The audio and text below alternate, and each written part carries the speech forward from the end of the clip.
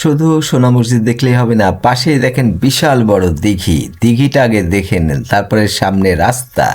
এই রাস্তায় এই যে মাহবুব আঙ্কেল, সে হলো সচিব, তার অফিসের বহর নিয়ে আমরা প্রথমে গেলাম একেবারে শেষ মাথায়, যেটা হলো বর্ডার। সেখান থেকে আমরা আবার ফেরার পথে এই যে আমাদের সোনা মসজিদে চলে আসলাম।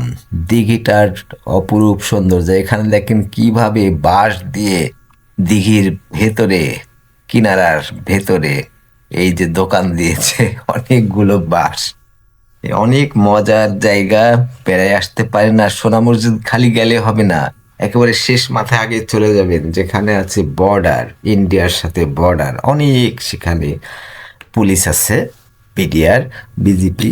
আর আর সেই বর্ডার এবং সোনা মসজিদের মাঝে কিন্তু সেই তাখানা আছে, মাদ্রাসা।